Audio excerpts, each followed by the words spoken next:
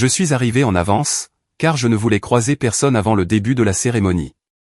Le funérarium se trouvait dans une rue calme du Nevada, le genre d'endroit où la moquette ne change jamais, et où l'air sent comme si quelqu'un avait nettoyé avec trop d'ardeur, environ 20 minutes avant votre arrivée. Je n'étais pas entré dans un lieu pareil depuis que l'entraînement de base m'avait envoyé d'une cérémonie à l'autre. Mais celle-ci était différente, car c'était pour la seule personne de ma famille qui m'ait jamais traité comme si je n'étais pas une option. Tante Lorraine méritait mieux que le défilé de la famille Carter qui s'apprêtait à franchir les portes d'entrée. Je me tenais près de la table d'accueil et j'ai pris le programme imprimé. La personne qui l'avait conçu l'avait gardé simple, sa photo, ses dates, une courte ligne sur sa gentillesse. Mes yeux se sont directement posés sur la partie listant les membres de la famille proche présents. Il ne m'avait pas inscrite comme Helena Carter. Il m'avait inscrite exactement comme je l'avais demandé, commandant Helena Grace Monroe. Voir le nom imprimé ne me choquait plus. Je l'utilisais depuis des mois. J'avais signé des documents avec. J'avais dirigé des briefings d'escouade avec. Le fisc m'a reconnu plus vite que ma propre mère ne l'a jamais fait, ce qui, honnêtement, semblait approprié. Mais le voir là, sur un programme funéraire, entouré du nom Carter, avait un tout autre poids. Je n'étais pas là pour faire une déclaration. Je n'étais pas là pour attirer l'attention. J'étais là parce que tante Lorraine méritait quelqu'un qui se présentait sans condition. Les portes derrière moi se sont ouvertes, et je n'ai pas eu besoin de me retourner pour savoir que c'était eux. Ma famille a un style d'entrée très particulier, un mélange entre des promeneurs de centre commercial pleins d'assurance et des gens qui pensent que le monde est une porte tournante à leur convenance. Ma mère m'a repéré la première. Elle s'est figée en plein mouvement, comme si quelqu'un l'avait débranchée. Ses yeux sont tombés sur le programme dans ses mains.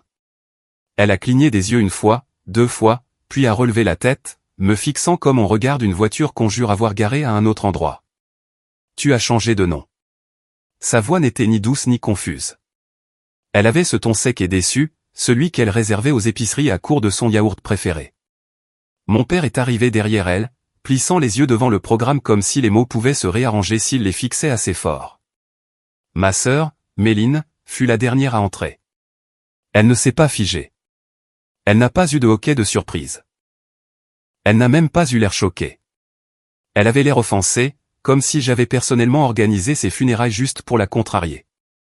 Elle a balayé la pièce du regard, a vu que personne d'important ne regardait, et a marché vers moi avec l'assurance de quelqu'un qui n'a jamais eu à rendre de compte pour quoi que ce soit dans sa vie. « Qu'est-ce que c'est que ça ?» demanda-t-elle en agitant le programme comme si le papier lui-même avait commis un crime. « Tu te fais appeler Monroe maintenant ?» Je gardais une voix stable. « C'est mon nom légal. » Méline a ri une fois, une expiration courte et irritée. « Oh, s'il te plaît. Tu fais du zèle. Et tu n'as pas pensé à le dire à personne ?» Il y avait environ 14 façons de répondre à cela, mais j'ai choisi la plus simple. Tu n'as pas jugé bon de venir au jour le plus important de ma carrière, alors j'ai supposé que la communication n'était pas vraiment le fort de notre famille. Sa mâchoire s'est crispée. Elle détestait quand je ne jouais pas le rôle qui m'était assigné. Ma mère s'est approchée, baissant la voix comme si nous étions sur le point de révéler des secrets d'État. Pourquoi ferais-tu une chose pareille? Et ici, de tous les endroits. Je n'ai rien fait ici, dis-je. Je suis juste venu. Quelque chose que je sais être difficile pour vous tous. Mon père s'est agité, mal à l'aise, comme si la moquette était soudainement devenue un terrain instable. Méline avait l'air d'avoir un monologue tout prêt, et rien de tout cela ne contiendrait d'introspection. Elle a ouvert la bouche, probablement pour expliquer pourquoi tout dans ma vie était de ma faute. Lorsque le directeur des pompes funèbres a gentiment fait signe à tout le monde de s'asseoir, ma famille a hésité, attendant de voir si je les suivrais. Je n'ai pas bougé. Je me suis assise de l'autre côté de l'allée, non pas parce que je voulais de la distance, mais parce que la distance était déjà là bien avant que je ne change de nom. Lorraine s'asseyait toujours avec moi lors des événements familiaux, quand elle remarquait que j'avais été laissé pour compte. Elle me tapotait le genou et murmurait quelque chose comme « Certaines personnes naissent bruyantes. D'autres naissent occupées. D'autres naissent gentilles. Ne confonds pas les 2 premières avec la dernière. » Elle avait une manière douce de dire les choses brutalement. La cérémonie a commencé. Des gens se sont levés pour parler. Des histoires ont été partagées. Aucune ne m'a surprise. Lorraine était stable, présente, gentille d'une manière calme et intentionnelle, l'opposé de tous ceux qui étaient assis au premier rang et qui portaient mon ancien nom de famille. De temps en temps, ma mère se retournait et me regardait comme si j'étais un fil qui dépassait, qu'elle venait de remarquer sur un pull qu'elle portait depuis des années. Mon père s'agitait, mal à l'aise, essayant probablement d'imaginer comment il expliquerait ce changement de nom à ses amis golfeurs. Méline n'arrêtait pas de regarder son téléphone, prétendant que cela ne la dérangeait pas. Cela la dérangeait absolument. Quand la cérémonie s'est terminée, je suis sorti avant que la foule ne se disperse. L'air était frais et clair. J'avais à peine parcouru la moitié de l'allée quand j'ai entendu mon nom. Pas le nouveau, bien sûr, car cela aurait nécessité une prise de conscience. Elena, appela ma mère. Nous devons parler de ça. Je me suis retourné. Il s'approchait comme un groupe convoqué pour une intervention qu'il n'avait pas préparée. Il n'y a rien à dire, dis-je. Je suis ici pour Lorraine. C'est tout. Ma mère a secoué la tête. Changer de nom, abandonner tout ça. C'est extrême. Méline s'est avancée, croisant les bras comme si elle auditionnait pour le rôle de la sœur déçue numéro 1. Tout a commencé à cause de cette cérémonie de promotion, dit-elle. Tu es encore obsédé par ça? Vraiment? La façon dont elle l'a dit, méprisante, ennuyée, agacée, a touché exactement le nerf qu'elle visait. Je n'ai pas réagi. Je n'en avais pas besoin. Elle n'avait aucune idée de ce qu'elle révélait d'elle-même dans cette seule phrase négligente. Et le plus beau, c'est qu'elle croyait sincèrement avoir le beau rôle. J'ai soutenu son regard, calme et stable. Tu n'as aucune idée de l'origine de tout ça. Et je pouvais voir sur son visage qu'elle ne le savait pas. Elle n'avait vraiment aucune idée de ce que ce jour m'avait coûté, du rôle qu'elle y avait joué, ou depuis combien de temps les dommages s'accumulaient, bien avant que quiconque dans ce bâtiment n'oublie quoi que ce soit volontairement. Je ne suis pas encore parti. Il y avait plus à dire, plus à démêler, plus à reconnaître enfin, et rien de tout cela n'allait attendre un autre jour. Le moment est resté suspendu entre nous, et il m'a ramené directement aux années où être ignoré n'était pas une décision que je prenais. C'était simplement le réglage par défaut de ma vie. Debout là, devant le funérarium, le même sentiment m'a envahi, celui que j'avais enfant chaque fois que la pièce se tournait vers ma sœur, comme si elle était le soleil et que nous autres devions nous estimer heureux de simplement graviter autour d'elle. J'ai appris très tôt que dans la maison des Carter, l'attention n'était pas quelque chose que l'on méritait. C'était quelque chose que Méline absorbait, qu'elle fasse quelque chose ou non. Elle entrait dans une pièce, et toute l'atmosphère changeait, comme si tout le monde l'avait attendue pour décider de ce qui méritait leur intérêt ce jour-là. Je ne lui en voulais pas d'exister, juste de consommer tout l'oxygène de la pièce sans même s'en rendre compte. Ce qui est drôle, c'est que rien de dramatique ne s'est jamais produit pour que je me sente invisible. Il n'y a pas eu un seul moment où quelqu'un a dit quelque chose de cruel. C'était plus subtil que ça, plus constant. Le genre de schéma que l'on ne remarque pas avant d'être assez grand pour réaliser que les autres familles fonctionnent différemment. Prenez les anniversaires. Les miens étaient toujours la première partie des siens. Si mon anniversaire tombait près d'un de ces récitals, la conversation passait à son spectacle avant même qu'on ne coupe le gâteau. Si je recevais un cadeau, elle en recevait un juste comme ça 5 minutes plus tard. À 8 ans, on intériorise vite ce genre de choses. On arrête d'attendre de l'attention, parce que l'attendre ne fait que préparer à la déception. Les événements scolaires étaient encore pires. Une année, j'ai été sélectionné pour le salon des sciences régionales. J'avais construit une maquette démontrant la pression hydraulique de base. Rien d'extraordinaire, mais j'en étais fier. Le salon avait lieu un samedi matin. Ma mère m'a conduite, m'a accompagnée à l'intérieur, et est partie parce que Méline avait une répétition de cheerleading. Et apparemment, personne d'autre dans l'équipe ne pouvait exister avant son arrivée. Quand j'ai remporté la 2e place dans ma catégorie, j'ai tenu le ruban pendant tout le trajet du retour. Personne ne m'a posé de questions à ce sujet. Il a fini dans un tiroir, jusqu'à ce que je le jette finalement avant de partir pour l'entraînement de base. Méline, pendant ce temps, pouvait éternuer à l'école, et d'une manière ou d'une autre, mes parents recevaient une lettre à la maison louant sa fonction pulmonaire. Elle s'est inscrite au cheerleading, à la chorale, au théâtre, à un club de lecture pour chiots. Je ne plaisante pas. C'était une vraie chose. Et chaque activité est devenue une production familiale, nouvelle tenue, planning de covoiturage, dîner de célébration. Je n'ai même pas eu autant de réactions quand j'ai été inscrite au tableau d'honneur 3 semestres de suite. Ma mère a dit, c'est bien, ma chérie, puis a immédiatement demandé à Méline si elle avait besoin d'aide pour choisir des chaussures pour son spectacle. Ce n'était pas qu'il me détestait. La haine exige une intention. Il ne me remarquait tout simplement pas, à moins que je ne me force à entrer dans le cadre. Et je n'ai jamais aimé la sensation de devoir me battre pour un espace qui était censé m'appartenir par défaut. La seule personne qui semblait le remarquer était tante Lorraine. Elle m'envoyait des cartes postales de partout où elle voyageait, avec des petits mots me rappelant que le monde était plus grand que notre maison, et que des gens qui écoutaient existaient. Une fois, alors qu'elle m'avait trouvé dans la cuisine en train de nettoyer après un dîner de famille, elle m'a demandé pourquoi je faisais toujours tout en silence. Je lui ai dit que c'était plus simple comme ça. Elle a secoué la tête et a dit « Ne te fais pas petite pour des gens qui refusent de lever les yeux ». Je n'ai compris le poids de cette phrase que bien plus tard. Il y a un souvenir qui m'a marqué plus que les autres. J'avais 12 ans, et notre école organisait une petite cérémonie de remise de prix académique. Rien de grandiose, mais ils avaient invité les familles. J'en ai parlé à mes parents une semaine à l'avance. Ils ont hoché la tête. Je le leur ai rappelé la veille au soir. Ils ont de nouveau hoché la tête. Le matin même, j'ai mis la seule robe que ma grand-mère m'avait envoyée l'année précédente. Elle était simple et un peu trop grande, mais elle me donnait l'impression d'être bien habillée. Ils ne sont pas venus. Quand je suis rentré à la maison, je les ai trouvés dans le salon, en train d'aider Méline à coller des strass sur un costume pour, étonnamment, une autre représentation. Je suis resté là, mon diplôme à la main. Méline n'a même pas levé les yeux. Mon père a dit quelque chose à propos de la circulation, et ma mère a dit que la cérémonie avait dû être courte de toute façon. Ils n'ont pas demandé comment ça s'était passé. Ils n'ont pas demandé ce que j'avais gagné.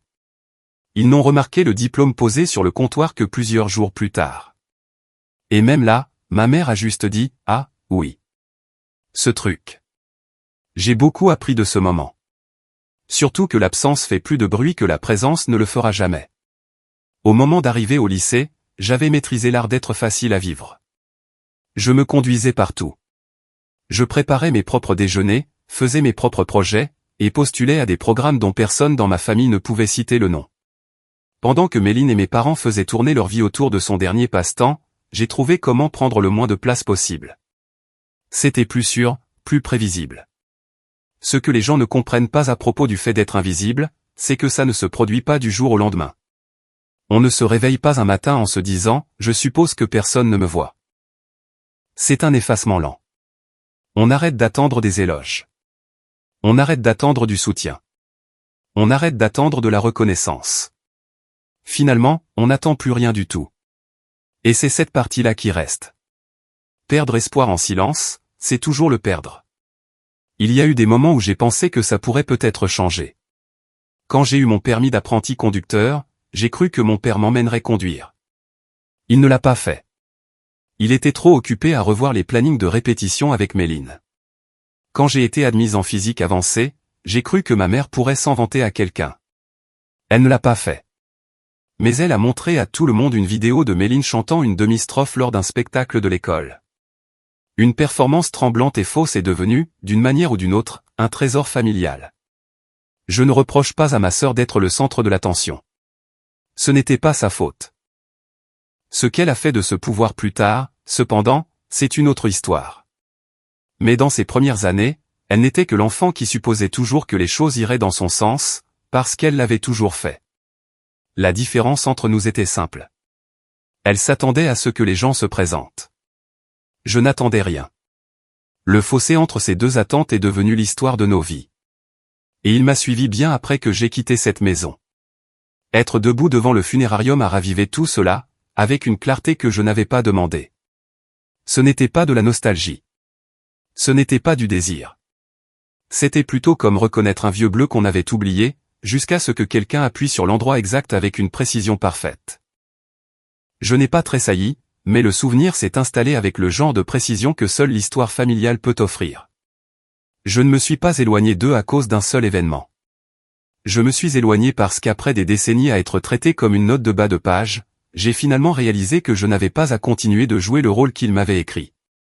Cette prise de conscience ne m'a pas frappé aux funérailles, ni à ma remise de diplôme, ni même à ma promotion. Elle s'est construite lentement, pièce par pièce, jusqu'à ce que le poids se déplace suffisamment pour que bouger devienne le seul choix logique. Et bien avant de changer de nom, bien avant de disparaître, j'avais déjà trouvé exactement comment échapper à une famille qui vous oublie, même lorsque vous êtes juste devant eux. La première fois que l'idée de partir m'a semblé vraiment possible, c'était en première, lorsqu'un recruteur a visité notre campus. La plupart des élèves s'intéressaient aux porte-clés gratuits et à la promesse de sauter un cours de maths. J'ai prêté attention, parce qu'il parlait de structure, de but, et du genre d'environnement où le fait de se présenter comptait vraiment. Il a mentionné les voyages, la formation, les avantages, et la chance de construire une vie qui ne dépendait pas de quelqu'un d'autre décidant que vous en valiez la peine. Cette dernière partie m'a marqué plus que tout. À la maison, l'atmosphère était la même, rotation prévisible de nouvelles centrées sur Méline. Ma mère avait pris un emploi à temps partiel juste pour aider à payer les frais de déplacement pour une compétition de cheerleading. Mon père coordonnait les horaires de covoiturage comme s'il gérait une entreprise du Fortune 500.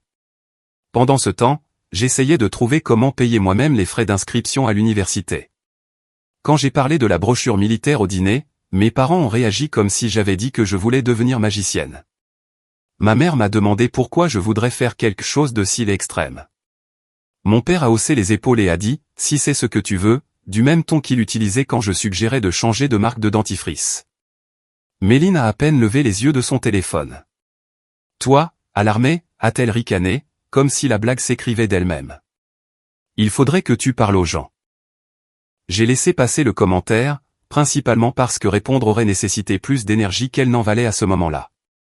Mais quelque chose en moi a fait tilt. Ce n'était pas de la colère, c'était de la clarté. J'ai réalisé que si je restais dans cette maison, je passerais le reste de ma vie à me rétrécir pour tenir dans l'espace qu'il me laissait. Et cet espace devenait de plus en plus petit chaque année. Le jour de mes 18 ans, j'ai revu le recruteur.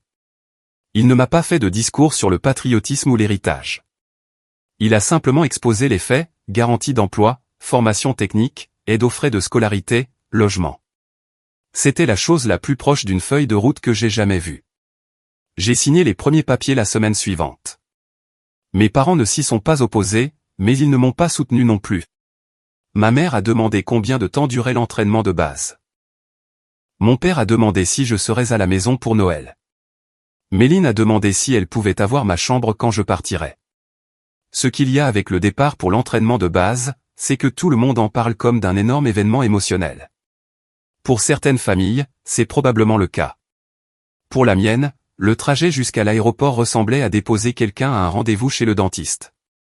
Ma mère m'a serré dans ses bras comme si elle testait la température d'une piscine dans laquelle elle n'avait pas l'intention de nager. Mon père m'a fait un demi-sourire et un vague bonne chance. Méline n'a pas pris la peine de venir. Elle se faisait faire les ongles pour un bal de fin d'année. Je n'ai pas pleuré. Je ne me suis pas senti abandonné. J'avais déjà compris qu'on ne peut pas perdre un soutien qu'on n'a jamais eu. L'entraînement de base m'a frappé comme un mur, mais c'était un mur prévisible. Les gens criaient, les gens couraient, les gens faisaient des erreurs, les gens apprenaient vite. Rien de tout cela n'était personnel. Et rien que ça, c'était plus facile que de vivre à la maison. Personne ne vous ignorait à cause de votre sœur. Personne ne vous comparait à une autre recrue qui savait faire la roue. Vous étiez jugé sur votre capacité à faire votre travail, et la barre était la même pour tout le monde. Pour la première fois de ma vie, l'effort se traduisait réellement en résultat. Si vous étiez attentif, vous vous amélioriez. Si vous suiviez les instructions, vous avanciez. Si vous travailliez dur, quelqu'un le remarquait. Peu importait d'où vous veniez ou qui était votre famille. J'ai aimé ça plus que je ne l'aurais cru. Après l'entraînement de base, j'ai suivi une formation en maintenance aéronautique. Ce n'était pas glamour, mais c'était précis, structuré, et ça demandait une attention aux détails, 3 choses pour lesquelles j'avais toujours été doué, même si personne ne le reconnaissait. J'ai appris à dépanner, à diriger une petite équipe, à fonctionner avec presque pas de sommeil, et à continuer d'avancer quand tout autour de vous semble lourd. Le travail avait un sens pour moi, d'une manière que mon enfance n'avait jamais eue. Mon premier déploiement est arrivé plus tôt que je ne le pensais. Quand l'affectation pour le Qatar est tombée, la plupart d'entre nous ont réagi avec un mélange de nervosité et d'excitation, comme on pouvait s'y attendre.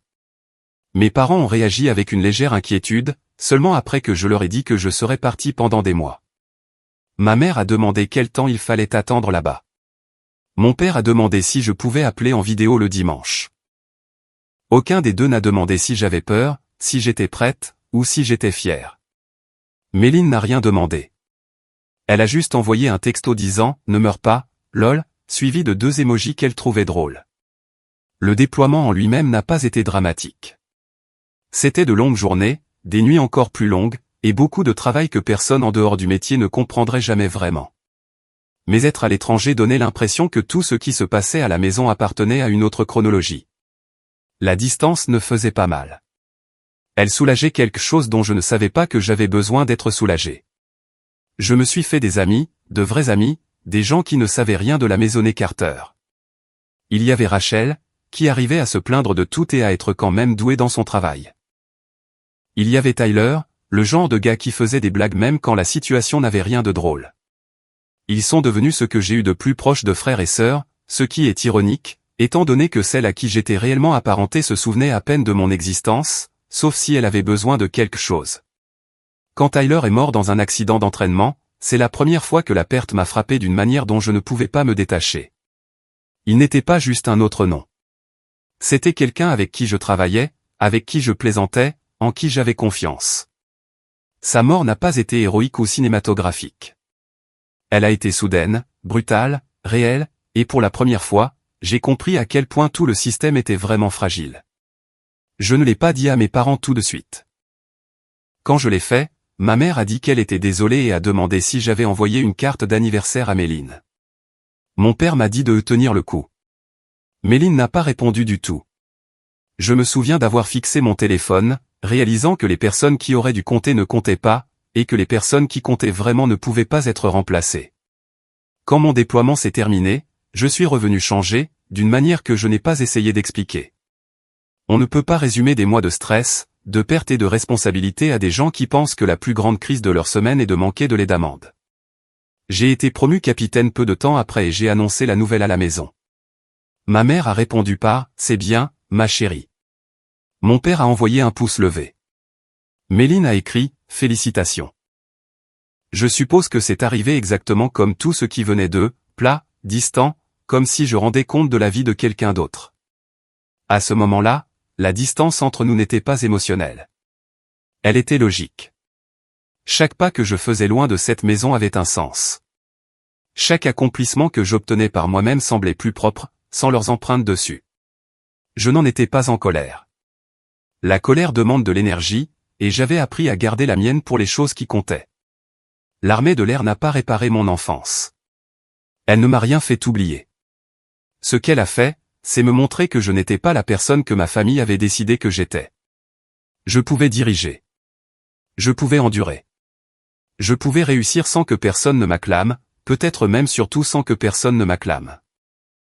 Et rien n'a mieux clarifié cela que le moment où la prochaine grande opportunité s'est présentée à moi.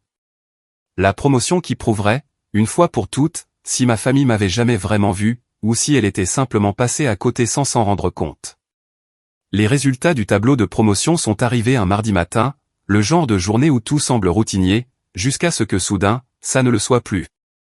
J'étais assise au bureau, en train d'examiner des rapports de maintenance, quand mon commandant est entré avec un sourire qui a tout révélé avant même qu'il ne dise quoi que ce soit. J'avais été promu commandant.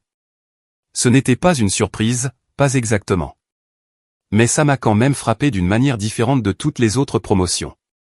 Celle-ci ne concernait pas seulement le grade. C'était la preuve d'années de travail, de déploiement, de nuits tardives, de responsabilité, et du fait de se présenter même quand personne d'autre ne le faisait. C'était le genre d'étape importante que les gens annoncent à leur famille avec fierté. J'ai annoncé la nouvelle à la maison le même après-midi. Rien d'émotif, rien de dramatique, juste un simple message, j'ai été sélectionné pour une promotion au grade de commandant. Cérémonie dans 6 mois. J'enverrai les détails bientôt. Ma mère a répondu, oh, waouh. C'est bien. Mon père a dit, félicitations, ma grande. Aucun des deux n'a demandé ce que le rôle signifiait ou à quel point il était difficile d'y arriver. Méline a écrit, bien pour toi, ce qui était en gros sa façon de dire, je prends acte pour ne pas avoir l'air de la méchante plus tard. Je ne m'attendais pas à un défilé. Je ne m'attendais pas à de l'enthousiasme. Mais je m'attendais à quelque chose, une question, un suivi, une curiosité de base, un signe que ce qui comptait pour moi comptait un peu pour eux. Rien n'est venu. J'ai envoyé la date de la cérémonie quelques semaines plus tard. J'ai suivi avec le lieu, l'heure, le code vestimentaire, tout. Ce n'était pas compliqué.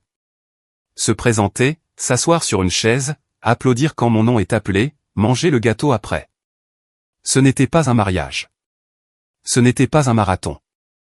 C'était une place assise avec une poignée de main.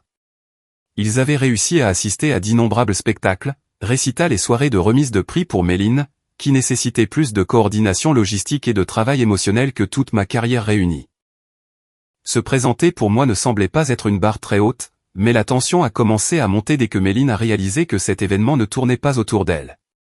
Elle m'a appelé de nulle part, utilisant ce ton légèrement condescendant qu'elle gardait pour les moments où elle voulait faire semblant de s'intéresser. Alors, ton truc, c'est le même mois que ma fête de fiançailles, a-t-elle dit. Ta fête de fiançailles a lieu 3 semaines plus tôt, lui ai-je rappelé. C'est vrai, mais il y a la planification, les essayages, et des gens qui viendront de loin. J'ai marqué une pause, principalement parce que je ne savais pas si elle croyait sincèrement qu'il s'agissait d'un conflit d'horaire ou si elle jouait la confusion pour s'amuser. Ma cérémonie dure un après-midi, ai-je dit. Ce n'est pas tout le mois. Elle a soufflé, ce qui était sa manœuvre habituelle lorsque le monde ne parvenait pas à se réorganiser autour de son emploi du temps. Eh bien, je verrai ce qu'on peut faire, a-t-elle dit, ce qui se traduisait par « je sais déjà ce qu'on va faire ». Je fais juste semblant que c'est une discussion. Une semaine plus tard, une invitation a été envoyée à notre famille élargie. Une énorme fête de fiançailles. Une seule date, le jour exact de ma promotion. Je l'ai appris par une cousine qui m'a envoyé un message de félicitations et m'a demandé si j'assisterais à la fête. J'ai fixé l'écran assez longtemps pour confirmer que ce n'était pas une faute de frappe. Même jour, même heure, même créneau du calendrier que je leur avais donné des mois plus tôt. Je n'ai pas appelé Méline. Je connaissais déjà le scénario. Elle prétendrait avoir oublié. Elle insisterait sur le fait que le lieu n'avait plus qu'une seule date de libre dans tout l'État.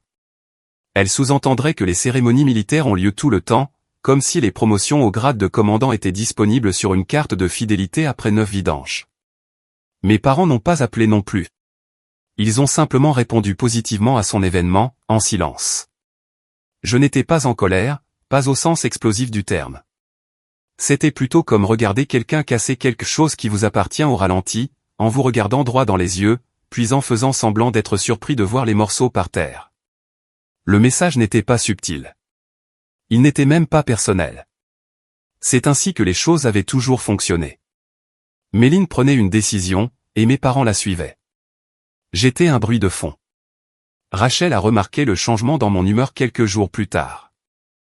Nous prenions un café avant un briefing quand elle m'a demandé si tout allait bien. Je lui ai dit la vérité, parce qu'elle méritait ce genre d'honnêteté. Ma famille va manquer ma promotion, ai-je dit. Elle a cligné des yeux.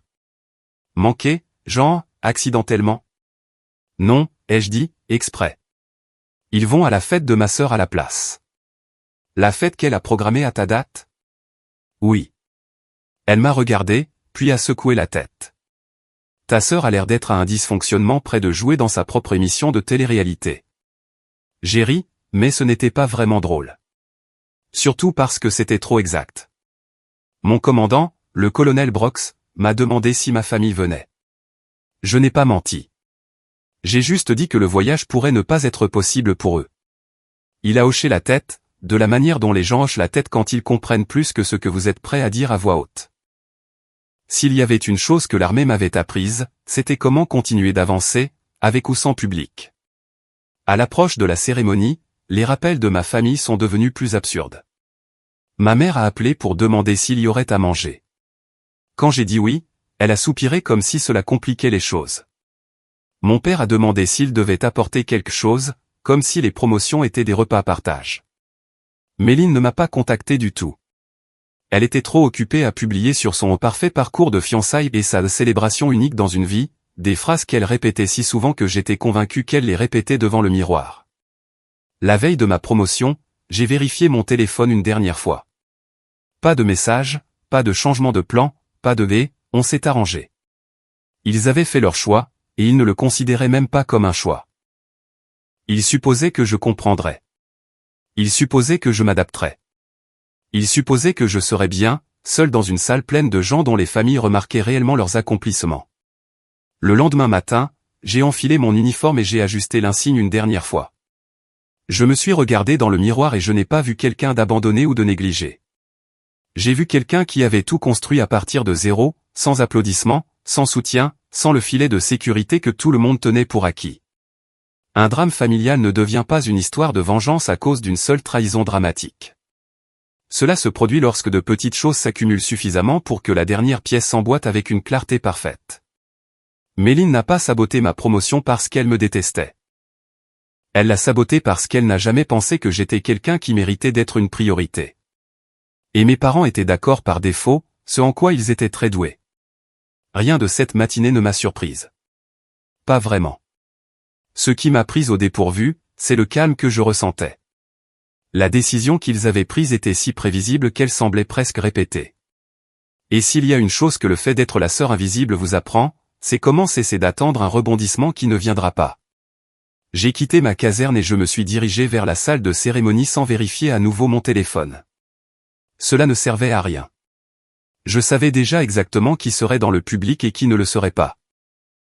Et j'ai franchi ces portes en sachant que quoi qu'il se passe à l'intérieur, le véritable changement avait déjà commencé bien avant que quiconque ne prononce mon nom.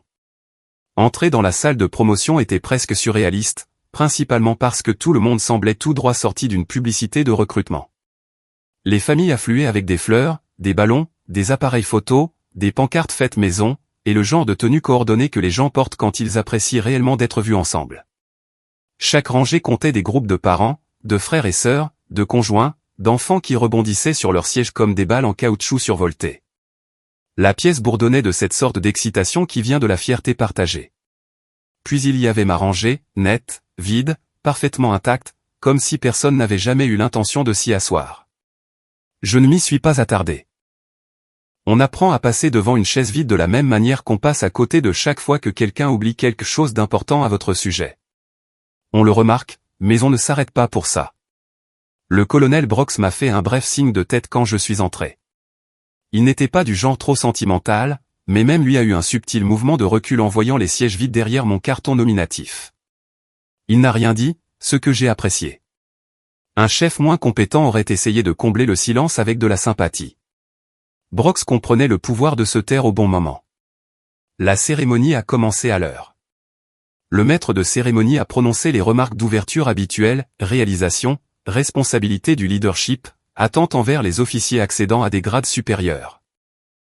J'écoutais, mais la moitié de mon cerveau vagabondait, non pas parce que j'étais ému, mais parce que je calculais mentalement si ma famille avait même pris la peine de faire semblant de vérifier la circulation avant de se rendre à la fête de Méline. Mon tour est venu. Capitaine Helena Carter, a annoncé le maître de cérémonie, bien que ce soit techniquement la dernière fois que j'entendrai la partie Carter dans un cadre formel. Des applaudissements ont rempli la salle, sincères et chaleureux, sauf dans la rangée derrière moi où seul l'air a répondu. Rachel a applaudi plus fort que nécessaire, parce qu'elle savait exactement ce qu'elle faisait. Le reste de mon équipe s'est joint à elle. C'était suffisant, plus que suffisant, honnêtement.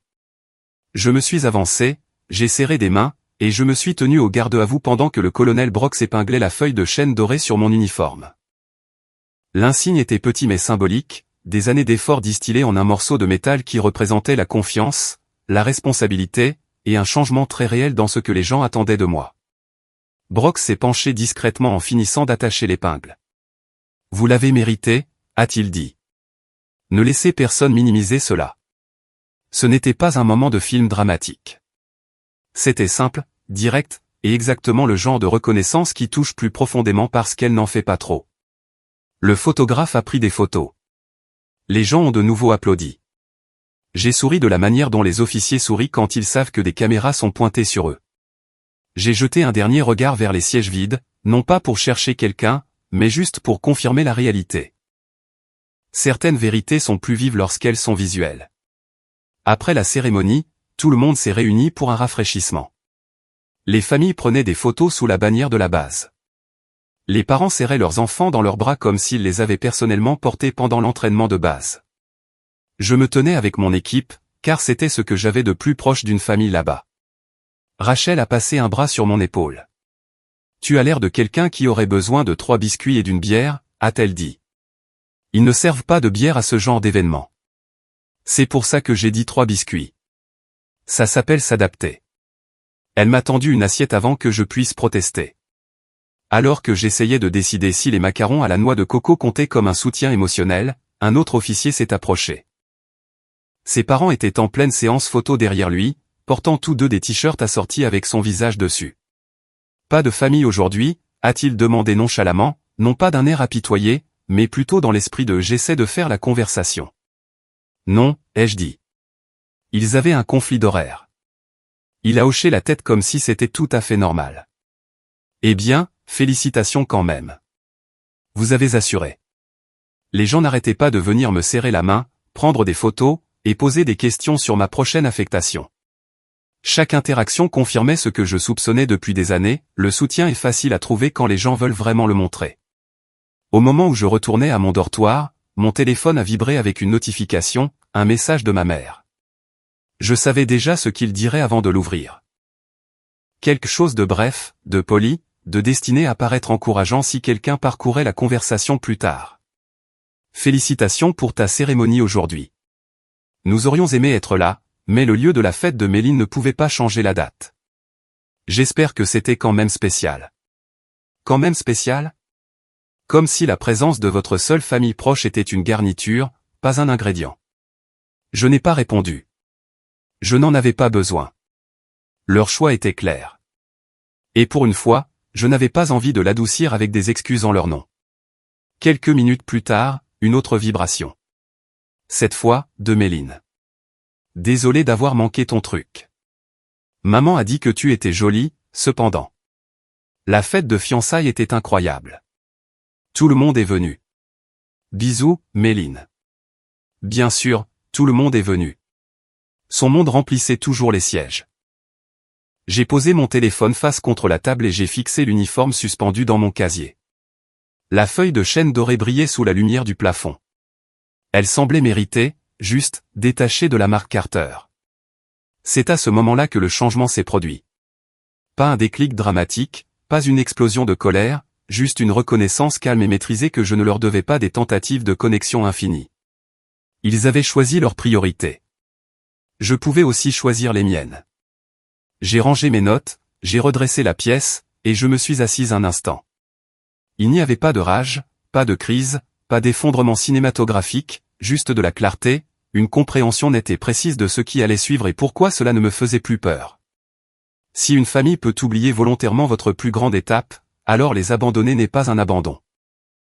C'est un alignement. Je me suis levé, j'ai pris une profonde inspiration, et j'ai senti une certitude qui s'était construite pendant des années s'installer enfin, sans fanfare. L'avenir n'était pas quelque chose pour lequel j'avais besoin d'une permission. Pas de leur part. Plus maintenant. En quittant la salle de promotion, je me sentais étrangement stable, comme si mon esprit s'était enfin synchronisé avec quelque chose qu'il avait contourné pendant des années.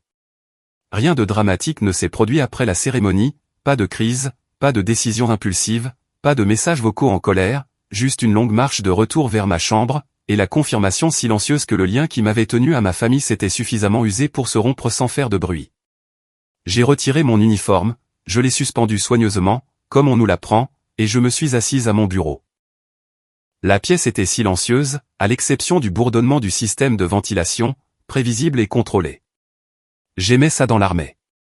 Les choses fonctionnaient comme elles étaient censées le faire, contrairement à la plupart des gens avec qui j'avais grandi. Mon téléphone était toujours face contre la table, là où je l'avais laissé, et je n'ai pas pris la peine de le retourner. Les messages seraient toujours aussi inutiles dans une heure, ou demain, ou 6 mois plus tard, quand Méline essaierait inévitablement de transformer cela en quelque chose qu'elle pourrait me reprocher. Les ignorer n'était pas une vengeance. Les ignorer, c'était de l'oxygène. J'ai plutôt ouvert mon ordinateur portable. Je ne savais pas ce que je cherchais, mais mes doigts connaissaient déjà le chemin. J'ai tapé « Procédure de changement de nom Oregon ». Non pas parce que j'avais déjà pris la décision, mais parce que je voulais voir ce qui se passerait si je le faisais. Ce qui est apparu n'était pas dramatique. C'était une série d'étapes simples, directes, procédurales, le genre d'instruction que n'importe qui pourrait suivre s'il était prêt à admettre que l'ancienne version de lui-même ne fonctionnait plus. Requête au tribunal, frais de dossier, copie de la carte d'identité, vérification des antécédents, quelques signatures, une date d'audience. C'était troublant de voir à quel point cela semblait facile, comme si l'État de l'Oregon avait prévu que les gens voudraient parfois devenir quelqu'un d'autre sans demander la permission à leurs parents. J'ai téléchargé le formulaire avant de pouvoir me convaincre de le reporter. Le PDF s'est ouvert, vierge et propre, en attente d'un nom. Pas celui que j'avais. Pas encore. Celui que j'ai choisi. J'ai tapé lentement, incertaine si le clavier exploserait sous le poids du moment. Helena Grace Monroe. Ce n'était pas symbolique. Je ne l'ai pas choisi parce qu'il avait une signification poétique. Je l'ai choisi parce qu'il n'appartenait pas à la famille Carter. Il n'appartenait pas à l'enfance dont je me sentais toujours effacé. Il n'appartenait pas à la sœur qui me traitait comme un supplément facultatif dans son best-of. Et il n'appartenait pas aux parents qui classaient systématiquement mes accomplissements quelque part entre les courses et les bulletins météo. Il m'appartenait. Aucune négociation requise. Le lendemain matin, je suis allé au bureau juridique de la base, j'ai posé quelques questions, et je suis reparti avec le même formulaire et une direction claire. Le déposer a semblé clinique, rationnel, comme mettre à jour un mot de passe que l'on a l'intention de changer depuis des années. Rien de tout cela n'était émouvant, ce qui m'a surprise. Je pensais que je ressentirais de la culpabilité, ou de la peur, ou au moins une bande-son dramatique en fond. Au lieu de ça, c'était comme lasser ses chaussures avant une course. On le fait, c'est tout. Une fois la requête déposée, tout a suivi son propre rythme. J'ai commencé le processus de mise à jour de mes dossiers militaires, DIRS, DFAS, dossiers médicaux, journaux d'entraînement, carte d'identité de la base. Chaque département avait un formulaire, une case à cocher, une ligne numérique en attente d'une signature. La bureaucratie s'est avérée être la vengeance la plus satisfaisante que j'ai jamais imaginée. Elle n'était pas conçue pour blesser qui que ce soit. Elle était conçue pour effacer les parties qui ne convenaient plus. Quand je suis arrivé à la section des contacts d'urgence, le curseur a clignoté sur un nom que j'avais gardé par obligation plus que par confiance, le numéro de ma mère. En dessous, celui de mon père. Toute une vie de réglage par défaut me fixait, comme s'ils attendaient une justification. Je les ai supprimés. Un clic chacun. Pas de pause dramatique. Remplacé par « aucun ». Le système l'a accepté sans hésitation. L'armée ne se souciait pas de mes liens. Elle se souciait seulement que l'information soit exacte. C'était la première institution de ma vie qui n'a pas essayé de me culpabiliser pour des relations qui ne fonctionnaient pas. Après ça, j'ai tout mis à jour, email, adresse postale, notification d'urgence, même la plaque nominative sur mon casier. Voir l'ancien nom disparaître pièce par pièce ressemblait moins à m'effacer moi-même qu'à vider un placard plein de vêtements qui ne m'allaient plus. Nécessaire, pratique, attendu depuis longtemps. Mon téléphone s'est allumé constamment pendant cette semaine, bien que je l'ai à peine vérifié. Des appels manqués de ma mère.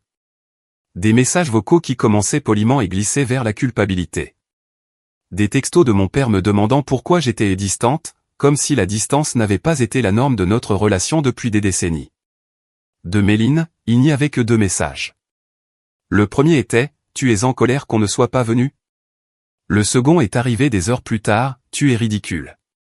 Je n'ai répondu à aucun des deux. Non pas parce que j'essayais de punir qui que ce soit, la punition implique qu'il remarquerait et changerait. Il ne s'agissait pas d'eux. Il s'agissait de sortir d'un rôle qu'il n'arrêtait pas de m'assigner sans mon consentement. Au fur et à mesure que le changement de nom avançait, mon unité m'a transféré à une nouvelle affectation en Oregon. Ce n'était pas un déménagement dramatique, juste un changement vers un travail qui correspondait à ma formation et me tenait suffisamment loin du Nevada pour rendre les rencontres accidentelles statistiquement impossibles. Les ordres sont arrivés plus vite que prévu, et très vite, je faisais mes valises. La chambre a semblé vide en 1 heure. Je n'ai jamais été quelqu'un qui collectionne les choses. Le seul objet sur lequel j'ai hésité était une petite photo encadrée avec tante Lorraine, prise lors d'un dîner il y a des années. Je l'ai gardée. Tout le reste est allé dans des boîtes ou est resté derrière. Conduire vers le nord était calme.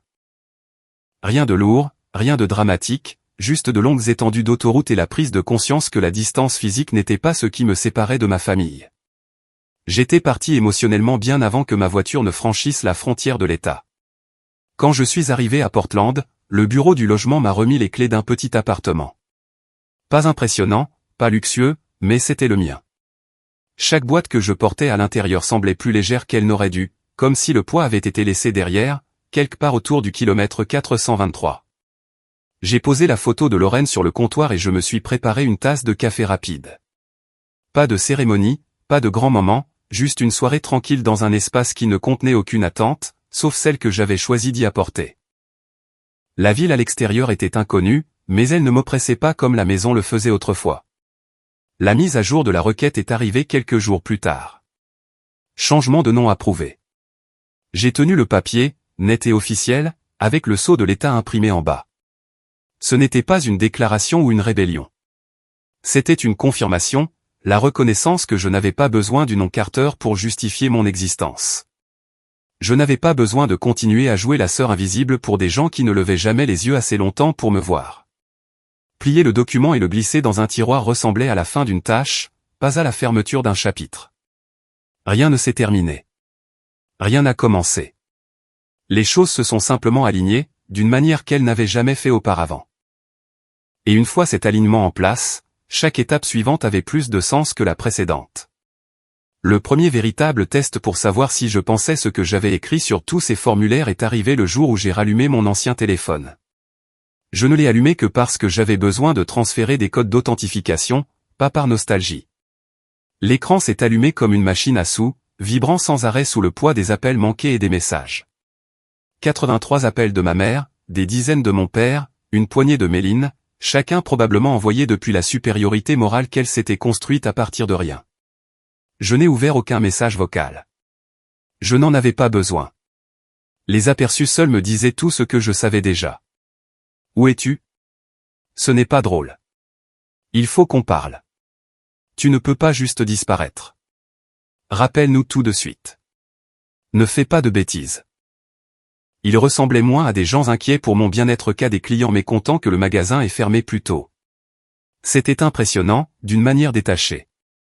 J'avais changé toute mon identité légale, déménagé, et coupé le dernier fil qui me reliait à eux. Pourtant, d'une manière ou d'une autre, ils s'attendaient toujours à ce que je m'explique. Rien que ça donnait l'impression que rééteindre le téléphone était de l'entretien, pas de l'évitement. Le nouveau téléphone, celui avec mon nouveau nom sur le compte, était posé sur le comptoir, en parfait silence, exactement comme je le voulais. Pas d'historique, pas d'obligation, pas d'années d'attente accumulées sonnant à travers le haut-parleur. Juste un appareil en attente de la vie que j'avais réellement l'intention de construire. La mise à jour du reste de mon univers numérique a pris quelques jours. Banque, assurance, email professionnel, compte cloud, plateforme sociale que j'utilisais à peine. Chaque fois que je tapais le Monroe, cela procurait une étrange satisfaction, comme étiqueter correctement un tiroir après des années à prétendre que du désordre aléatoire y appartenait. Le plus difficile n'était pas d'apprendre à répondre au nouveau nom. C'était de réaliser à quelle vitesse l'ancien s'estompait, quand personne autour de moi n'insistait pour l'utiliser. À ma nouvelle affectation, la transition s'est faite presque trop en douceur. Mon superviseur n'a pas demandé d'historique. Mon équipe n'a pas demandé d'antécédents familiaux. Dans l'armée, on peut arriver avec rien d'autre qu'un sac de sport et une série d'ordres imprimés, et les gens vous prendront au pied de la lettre, parce que c'est la seule version à laquelle ils ont droit. Les présentations étaient simples. Commandant Monroe, bienvenue à bord. Personne n'a scié. Personne n'a hésité. Personne ne s'est arrêté assez longtemps pour demander qui j'étais avant. Même l'employé administratif de la base a traité mes papiers avec l'efficacité de quelqu'un qui n'avait aucun investissement émotionnel dans tout ça. Elle a tamponné des documents, mis à jour le système, et m'a remis une nouvelle carte d'identité. Tout est officiel maintenant, a-t-elle dit. Parfait, ai-je répondu. Et c'est tout. Pas de feu d'artifice, pas de questions. Exactement comme je le préférais. Portland elle-même a facilité l'intégration dans une version plus calme de la vie. Les gens s'occupent de leurs affaires ici, plus que dans la plupart des villes. On peut marcher 3 pâtés de maison sans croiser le regard de qui que ce soit, ce que je considère comme un luxe personnel. Mon appartement était petit, mais assez lumineux le matin pour donner l'impression d'un nouveau départ sans en faire trop. J'ai acheté un canapé d'occasion, une table à manger qui chancelait légèrement sur un pied, et de la vaisselle qui n'était pas assortie, mais qui fonctionnait très bien.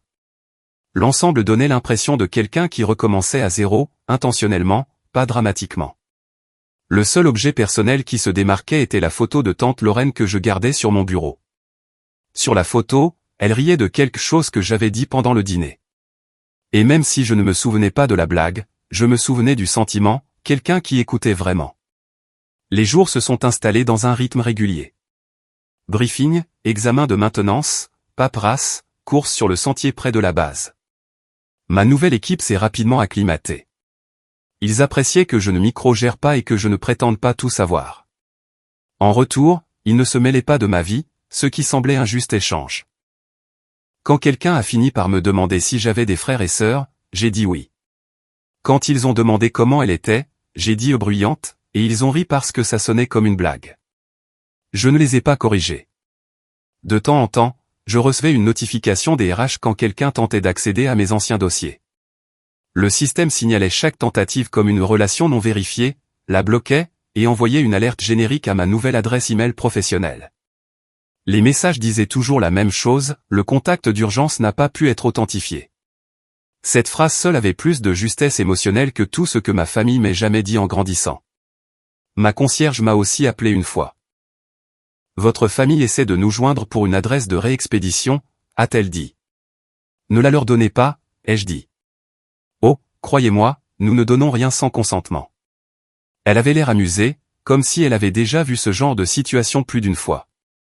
Je n'ai pas donné plus d'explications. Les gens supposent toujours que la dynamique familiale a un sens si l'on creuse assez profondément. Dans mon cas, creuser ne ferait que révéler d'autres couches du même schéma. Un soir, je me suis retrouvé assise à la petite table près de la fenêtre, avec une pile de courriers adressés à Monroe. Ce n'était pas un rituel. Je n'ai pas allumé de bougie ni réfléchi de manière dramatique. J'ai juste remarqué à quel point c'était simple.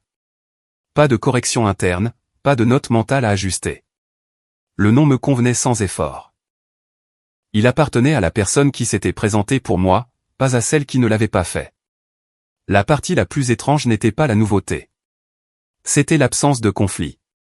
Je pensais que lâcher ma famille serait comme perdre un membre, mais c'était plutôt comme enlever enfin une veste qui n'était pas à ma taille. Il y avait du soulagement, pas du deuil. De l'espace, pas du vide. Je ne les détestais pas. Je ne leur souhaitais aucun mal. Je n'avais simplement plus besoin de porter le poids de leurs priorités. Quand j'ai mis à jour mon inscription sur les listes électorales, j'ai fixé la page de confirmation plus longtemps que prévu. Voir Monroe attaché à tout, de mon statut militaire à mon adresse, a fait s'installer quelque chose en moi. Ce n'était pas de la fierté. Ce n'était pas de la rébellion. C'était de la reconnaissance. J'étais sorti complètement de l'orbite des Carter. Et rien de catastrophique ne s'est produit. Le monde ne s'est pas effondré. Ma vie ne s'est pas délitée. Personne n'est venu exiger une justification. Les gens ont simplement accepté la version de moi que je présentais. Couper les ponts est souvent dépeint comme une rupture énorme et dramatique. Pour moi, c'était de l'entretien, comme réparer enfin quelque chose qui était cassé depuis si longtemps qu'on avait oublié que ça devait fonctionner différemment. Je n'ai pas supprimé l'ancien téléphone. Je l'ai éteint et mis dans un tiroir, parce que s'en débarrasser semblait inutile. Le passé peut exister sans être invité dans le présent. Il peut rester tranquillement sur une étagère, là où est sa place, sans s'infiltrer dans des endroits où il n'a rien à faire. Le tiroir s'est refermé proprement, et je n'ai pas vérifié le nouveau téléphone pour quoi que ce soit de la maison, car il n'y avait plus rien à envoyer. Le silence ne semblait ni lourd ni solitaire. Il semblait juste. Comme un système qui fonctionnait enfin sans erreur. Et plus je m'installais dans cette justesse, plus il devenait évident que la distance n'était pas quelque chose que j'avais forcé entre nous. C'était quelque chose que j'avais enfin cessé de résister. M'installer à Portland n'a pas été une transformation inspirante. C'était juste pratique. Une nouvelle ville signifiait pas de routine familière, pas d'anciennes attentes, et personne n'attendant de me comparer à une sœur plus bruyante. Le premier matin dans mon appartement, j'ai fait du café dans une tasse qui ne correspondait à rien d'autre dans mon placard, et j'ai regardé la rue depuis mon balcon. Les gens promenaient des chiens, allaient au travail à vélo, portaient des courses, vivaient leur vie sans savoir ni se soucier de qui j'étais avant. C'était étrangement rassurant d'être sans importance, dans un endroit où l'insignifiance ne faisait pas mal. Le travail dans ma nouvelle unité a commencé tranquillement, ce que j'ai apprécié. Les présentations étaient directes. Les responsabilités étaient claires. Personne n'a demandé d'historique dramatique ni n'a essayé de déchiffrer la raison de mon transfert. La vie militaire a beaucoup de défauts, mais la seule chose pour laquelle elle est douée, c'est d'accepter les nouveaux arrivants sans en faire tout un spectacle. Mon commandant, le lieutenant-colonel Harris, m'a accueilli avec une poignée de main qui a duré exactement une seconde de plus que nécessaire, ce qui est à peu près aussi enthousiaste que peuvent l'être les officiers un lundi matin. Mon équipe a rapidement trouvé son rythme. Ils étaient habitués au roulement et ne me traitaient pas comme une nouveauté. Quelques-uns ont plaisanté avec moi à la fin de la semaine, ce qui est généralement un signe qu'on est intégré plutôt que toléré. Un aviateur m'a demandé si j'avais toujours été aussi calme, ce qui m'a fait rire, parce que le calme, c'est ce qui arrive quand on arrête d'attendre que le chaos s'explique de lui-même. Après le travail, je me suis installé dans des routines qui ne nécessitaient de négocier de l'espace avec personne. Courses, promenade du soir, préparation de repas sans entendre quelqu'un crier dans le couloir pour que je vienne aider à résoudre la crise que Méline avait créée ce jour-là. Je ne me sentais pas seul, ce qui m'a surprise. La solitude n'est solitaire que lorsqu'on ne la choisit pas. J'ai rencontré Alex pendant ma 2e semaine, un analyste civil engagé pour aider à la planification logistique. Il avait ce genre d'humour pince sans rire que les gens utilisent quand ils ont travaillé assez longtemps autour des militaires pour comprendre leurs bizarreries, mais pas assez longtemps pour abandonner leur santé mentale. Il s'est présenté en disant « Si jamais vous avez besoin de feuilles de calcul qui ont l'air d'avoir étudié à l'étranger, je suis votre homme. » Je ne savais pas ce que ça voulait dire, mais il en semblait fier. Nous sommes devenus amis, de cette manière simple et facile que les adultes ont parfois quand ils trouvent quelqu'un qui ne les épuise pas. Nous prenions un café après les briefings, nous nous disputions pour savoir quel food truc était surfait, ou nous faisions des observations sarcastiques sur des choses que personne d'autre ne semblait remarquer. Il ne posait jamais de questions indiscrètes, ce qui facilitait la conversation. Il ne savait rien de ma famille, et je ne donnais pas de détails. L'absence de curiosité n'était pas du mépris. C'était du respect. Il traitait la version de moi qui se tenait devant lui comme complète, pas comme quelqu'un à qui il manquait des chapitres. La ville a aussi contribué à ce sentiment. Portland a cette façon de vous laisser exister sans insister pour que vous l'impressionniez. Vous pouvez être anonyme, excentrique, discipliné, épuisé. Personne ne s'en soucie, tant que vous ne bloquez pas la piste cyclable. Je me promenais dans les marchés locaux le week-end, j'achetais des produits au hasard que je ne savais pas cuisiner, et j'essayais de nouvelles recettes qui fonctionnaient parfois, et qui produisaient parfois de la fumée. Quand ça brûlait, j'ouvrais une fenêtre et je passais à autre chose. Plus simple que d'essayer de m'expliquer à des gens qui n'écoutaient pas. Un soir, après une longue journée de travail, je me suis assise sur mon balcon avec un bol de pâtes réchauffées et j'ai remarqué à quel point mon téléphone était devenu silencieux. Pas silencieux comme en mode muet après une dispute, mais silencieux comme paisiblement inutilisé. Il n'y avait pas de message chargé de culpabilité, pas de paragraphe dramatique de Méline prétendant être la victime, pas de compliments déguisés en sollicitude maternelle, juste des notifications du travail, un rappel pour payer ma facture d'électricité, et un mème occasionnel de Rachel. Le silence mental était nouveau. Pas vide, propre. Pendant ma 3e semaine, les RH de la base ont envoyé une autre notification automatisée. Tentative d'accès au contact d'urgence. Identité non vérifiée. Je n'avais pas besoin de deviner de qui il s'agissait. Ma mère avait probablement décidé qu'elle méritait une mise à jour parce qu'elle m'avait porté pendant 9 mois, comme elle aimait le mentionner chaque fois qu'elle voulait être créditée pour quelque chose qu'elle n'avait pas fait. Le système a fait ce qu'il était censé faire, protéger la vie privée de la personne qui servait réellement sous l'uniforme. Il n'y avait aucune culpabilité persistante à ce sujet. Au contraire, cela a renforcé quelque chose d'important, les limites ne semblent dramatiques qu'aux personnes qui profitaient du fait que vous n'en aviez pas. Un après-midi, en triant des boîtes que j'avais évité de déballer, j'ai trouvé un dossier intitulé « Ancien dossier ». À l'intérieur se trouvait un mélange de bulletins scolaires d'enfance, quelques certificats que je n'avais jamais montrés à personne, et une carte d'anniversaire de Méline qui disait « Tu es pas mal, je suppose », ce qui était le summum de l'affection selon ses standards. Je ne me sentais pas sentimental. Je n'étais pas en colère non plus. Tout cela ressemblait à de la paperasse pour une vie que j'avais terminée il y a longtemps. J'ai mis le dossier de côté. Mes yeux se sont tournés vers la photo de tante Lorraine que j'avais déjà placée sur mon bureau. Son sourire sur cette photo n'était ni bruyant ni exagéré. Il semblait stable, patient, comme si elle savait quelque chose que je ne savais pas. Peut-être que oui. Elle m'avait toujours dit que je trouverais comment construire une vie qui n'était pas définie par ce qui me manquait. Quelques nuits plus tard, j'ai invité Alex à dîner. Il a apporté une salade que personne n'avait demandé et s'est plaint d'avoir suivi les instructions de circulation d'une application qui le détestait manifestement. Nous avons mangé, échangé des histoires sur des moments étranges de missions passées, et avons fini par parler d'objectifs, le genre de choses que les gens ne disent généralement pas à voix haute parce qu'elles semblent trop honnêtes. Je n'ai pas mentionné ma famille, non pas parce que c'était un secret, mais parce qu'il n'était pas pertinent pour la direction que les choses prenaient réellement. Au travail le lendemain, Rachel m'a appelé depuis sa base au Nevada. Alors, a-t-elle dit, comment l'Oregon traite-t-il le commandant Monroe? C'est calme, ai-je dit. On dirait quelqu'un qui dort vraiment maintenant.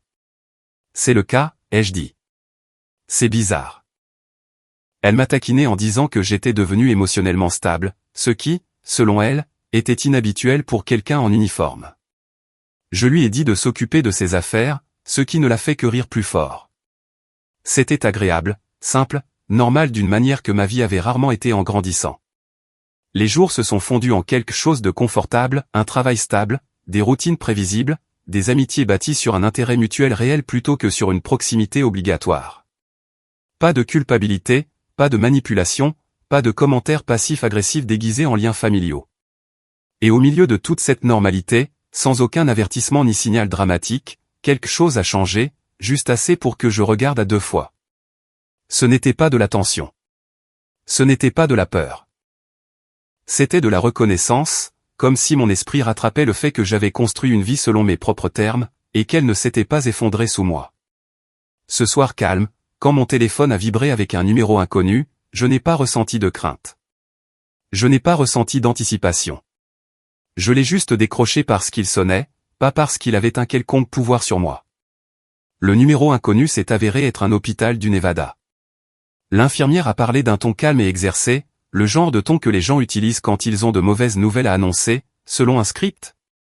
Elle m'a dit que tante Lorraine était décédée plus tôt ce matin-là, paisiblement, sans douleur.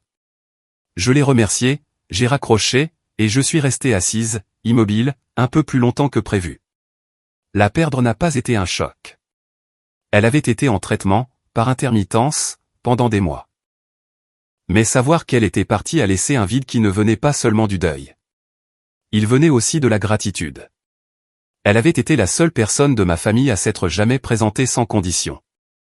J'ai réservé un vol ce soir-là.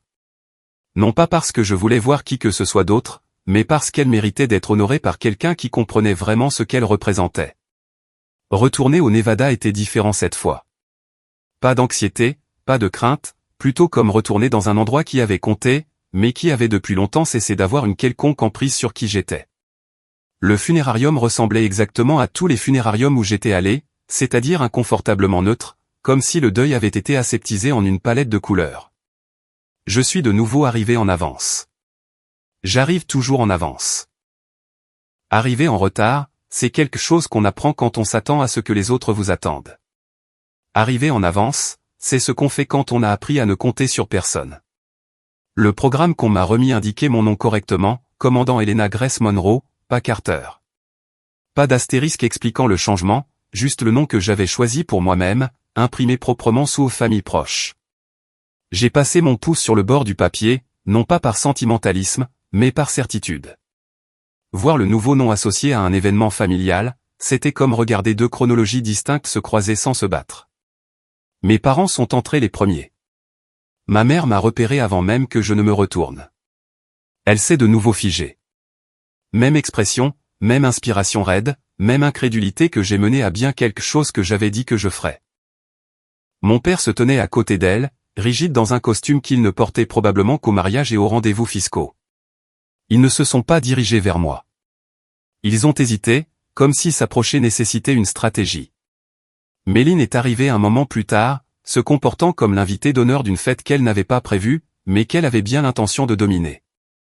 Ses yeux se sont posés sur moi, puis sur le programme dans sa main, puis de nouveau sur moi. C'était exactement l'expression qu'elle utilisait quand un restaurant n'avait plus son entrée préférée, profondément offensée, mais faisant semblant que non. Elle a marché droit sur moi. « Tu es sérieusement allé jusqu'au bout » a-t-elle dit en secouant le programme vers moi comme si c'était une assignation à comparaître. Je n'ai pas pris la peine de faire semblant de ne pas savoir de quoi elle parlait. C'est mon nom légal, ai-je dit. Elle a ricané, du genre dramatique qu'elle avait perfectionné en grandissant. Tu te rends compte à quel point ça a l'air fou, non? Tu arrives avec un nouveau nom. Tu agis comme si aucun de nous ne méritait de savoir quoi que ce soit. Je l'ai interrompu doucement. Je n'agis pas comme ça. Je ne te dois juste pas de compte rendu sur mes choix personnels. Ma mère est intervenue. On peut ne pas faire ça ici? C'est un enterrement.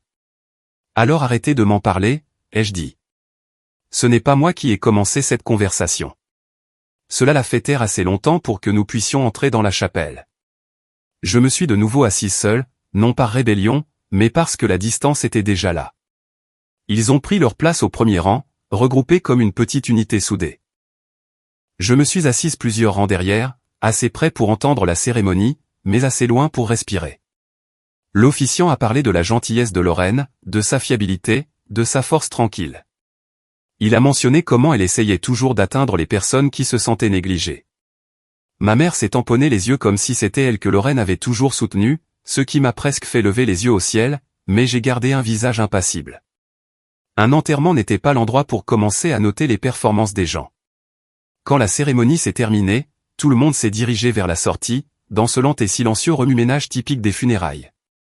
Je suis resté près de l'allée, attendant un moment où je pourrais partir sans être intercepté. L'univers ne m'a pas accordé ce moment. Ma mère s'est approchée la première. « Elena » a-t-elle dit en baissant la voix, même si personne ne nous prêtait attention. « Nous ne savions pas comment te joindre. C'est pour ça qu'on a appelé la base. Vous ne m'avez pas jointe parce que je vous ai retiré de mes contacts, ai-je dit. Exprès. » Mon père a froncé les sourcils. « Pourquoi ferais-tu ça? » Parce que les informations de contact d'urgence sont pour les urgences, ai-je dit. Pas pour la pêche aux informations. Il n'a pas eu de répartie pour ça. Puis Méline s'est avancée, les bras croisés, les sourcils levés, comme si elle avait finalement décidé de prendre en main le récit. Toute cette histoire est ridicule, a-t-elle dit. Tu agis comme si la famille ne s'était jamais souciée de toi. Je l'ai regardé un instant, laissant le silence travailler pour moi. Tu as programmé ta fête de fiançailles le jour exact de ma cérémonie de promotion. Elle a levé les yeux au ciel. Oh mon Dieu, on en est encore là? Je ne l'ai pas fait exprès. Tu l'as annoncé la semaine même où j'ai envoyé l'invitation. Et tu as choisi la seule date que j'avais répétée pendant des mois. Eh bien, excuse-moi d'avoir une vie. Tout ne tourne pas autour de toi. Non, ai-je dit. C'était ça le problème.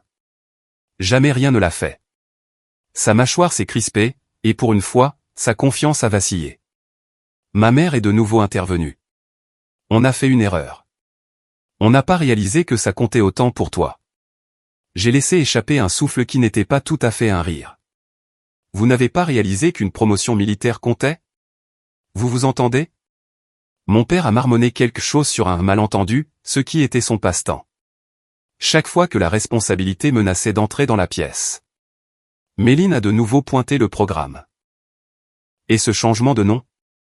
C'est censé être quoi? Une punition? Une déclaration dramatique? Ce n'est pas une déclaration, ai-je dit. C'est une limite. Pour nous tenir à l'écart, a-t-elle lancé. Pour me préserver, ai-je corrigé. Cela l'a réduite au silence assez longtemps pour que la brise se lève. Mon manteau a légèrement bougé, frôlant ma jambe, et j'ai pu sentir le poids du moment s'installer. Pas lourd, pas explosif, juste solide. Tu crois que changer de nom arrange quoi que ce soit, a-t-elle finalement dit. Ça ne t'arrange pas toi, ai-je dit. Ça règle ma proximité avec toi. Ma mère a secoué la tête avec incrédulité, mais elle n'a pas offert de contre-argument. Peut-être qu'elle a enfin compris. Peut-être pas. Peu importe. Méline a essayé une dernière fois. Alors c'est tout? Tu t'en vas, tout simplement? Je l'ai déjà fait, ai-je dit. Vous le voyez juste pour la première fois. Il ne savait pas quoi faire de ça. Pour des gens qui avaient toujours contrôlé le scénario, perdre le fil était un territoire inconnu. Je ne me sentais pas triomphante. Je ne me sentais pas vengée. Je me sentais juste fini, proprement, complètement fini. J'ai reculé, j'ai ajusté mon sac sur mon épaule, et je me suis dirigé vers le parking sans avoir besoin d'élever la voix ou d'en faire une sortie dramatique. Il n'y avait aucune satisfaction à les blesser. La satisfaction était de savoir que leur version de moi n'était plus celle qui dirigeait ma vie. Je n'ai pas regardé par-dessus mon épaule en arrivant à la voiture. Pas par dépit, par certitude. Déverrouiller la voiture, c'était comme se défaire d'une armure que je ne me souvenais pas avoir enfilée. La porte s'est refermée dans un claquement, et le silence à l'intérieur de l'habitacle était différent du silence du funérarium. Celui-ci m'appartenait. Personne d'autre ne le façonnait, ne le brisait, ou ne le remplissait d'attentes auxquelles je n'avais jamais souscrit. J'ai appuyé brièvement mon front contre le volant, non par épuisement, mais parce que l'immobilité avait enfin un sens. En quittant le parking, je n'ai pas rejoué la confrontation. Je n'ai pas réécrit la conversation dans ma tête ni imaginé de meilleures répliques. Elle est restée exactement là où elle avait atterri, claire, nette, sans fioriture. Ma famille savait maintenant qui j'étais, non pas parce que je m'étais expliqué, mais parce que j'avais cessé de jouer le rôle qu'ils préféraient. Il y avait un étrange soulagement à réaliser qu'ils ne pouvaient plus déformer le récit. Quand on cesse de donner accès aux gens, ils perdent la capacité de vous mal interpréter pour le sport. Le trajet de retour à l'aéroport fut silencieux. Le Nevada ressemblait à ce qu'il avait toujours été, ce qui était presque réconfortant dans sa prévisibilité.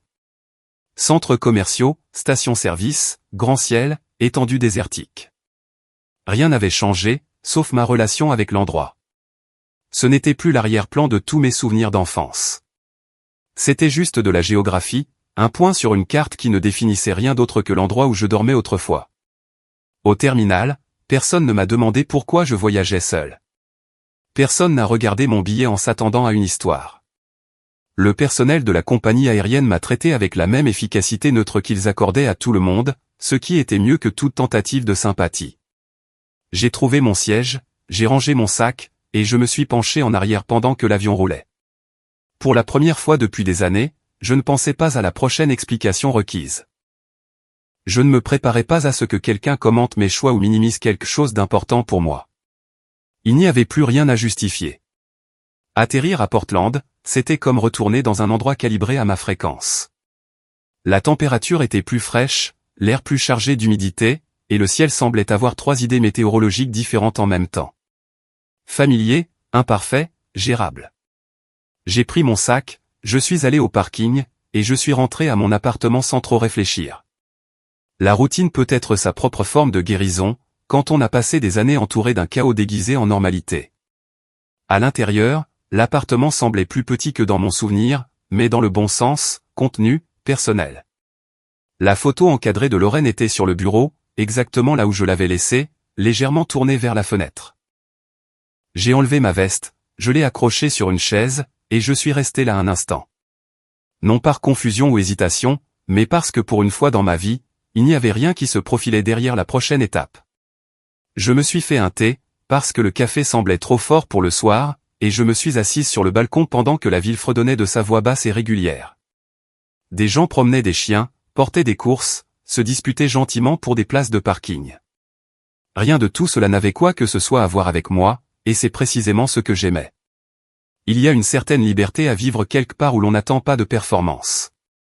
On peut choisir les parties de soi-même que l'on veut amener dans la pièce. Mon téléphone a vibré une fois, un simple message de Rachel, « Ça va ?» J'ai répondu, « Oui, ça va. » Elle n'a pas posé de questions de suivi. C'est pourquoi elle était la seule sur ma courte liste de personnes dont les nouvelles ne me dérangeaient pas. Un peu plus tard, j'ai ouvert mon ordinateur portable pour régler quelques tâches en attente, demande de travail, changement d'horaire, une commande de fourniture qui nécessitait une approbation. La structure familière de la responsabilité était stabilisante. Elle me rappelait que j'avais construit une vie où la compétence comptait plus que les liens du sang. Personne ne se souciait de qui m'avait élevé. Il se souciait de savoir si je pouvais faire mon travail. En triant mes emails, je suis tombé sur la copie numérisée de mon document officiel de changement de nom. Je l'ai ouvert, non pas parce que j'en doutais, mais parce que voir le sceau et la signature à l'écran a fait s'installer quelque chose de plus profond en moi. Mon nouveau nom n'était plus symbolique. Ce n'était pas un bouclier temporaire ou un acte de rébellion. C'était une vérité administrative, appuyée par la loi et renforcée par tous les systèmes qui comptaient. J'ai sauvegardé le document dans un dossier intitulé Identité, ce qui, pour une fois, n'a pas semblé dramatique. Ça semblait organisé. Et quand j'ai fermé l'ordinateur portable, la pièce n'a pas semblé plus lourde ou plus légère. Elle semblait juste. Plus tard dans la nuit, je me suis assise par terre à côté d'une boîte à moitié déballée que j'avais ignorée pendant des semaines. Non pas parce que je l'évitais, mais parce qu'elle contenait les quelques morceaux physiques de mon passé dont je n'avais pas décidé quoi faire. Des bulletins scolaires. Une médaille d'un programme de bénévolat. Une photo de moi à 12 ans, tenant le ruban du salon des sciences dont personne n'a posé de questions. Je l'ai parcouru sans aucune pointe d'émotion. Les objets étaient inoffensifs maintenant, dépouillés de leur ancien poids. L'histoire ne fait pas mal quand on arrête de lui donner de l'autorité. Je n'ai gardé qu'une seule chose de la boîte. Une petite lettre d'anniversaire de Lorraine. Elle avait écrit « Ne confonds pas le silence de quelqu'un avec ton manque de valeur ». Je l'ai pliée soigneusement et l'ai placée à côté de sa photo. Le reste est allé dans un sac de recyclage, sans cérémonie. J'ai sorti le sac, je l'ai jeté dans le vide-ordures, et je suis remonté les escaliers, me sentant plus légère, non pas métaphoriquement, mais pratiquement. Moins de désordre signifiait moins de bruit. Et j'avais eu assez de bruit dans mon enfance pour durer 3 vies. De retour à l'intérieur, j'ai vérifié l'heure. Non pas parce que je me pressais, mais parce que la journée s'était déroulée d'une manière qui semblait fluide, intentionnelle. Je me suis brossé les dents, je me suis lavé le visage, et je me suis préparé à dormir avec l'efficacité tranquille de quelqu'un qui avait enfin le contrôle de son environnement. Quand je me suis allongé, les draps étaient frais et familiers, et ma respiration s'est calmée sans effort. Il n'y a pas eu de moment dramatique de révélation, pas de soudaine poussée d'émancipation, juste une reconnaissance stable et égale que s'éloigner n'avait pas été une réaction. C'était la solution. La famille Carter ne me voyait que si je me tenais exactement là où ils préféraient. Partir m'a permis d'exister en dehors de ce champ de vision étroit. Changer de nom ne les a pas punis. Cela m'a libéré d'une définition qu'ils avaient écrite sans mon consentement. Alors que je fermais les yeux, la pensée qui m'est venue n'était ni profonde ni émotionnelle. Elle était simple. L'alignement est plus gratifiant que l'approbation. Et vivre une vie construite selon ses propres termes a un goût différent, quand personne n'attend pour réécrire le récit à votre place. Tout semblait calme, d'une manière qui avait enfin un sens.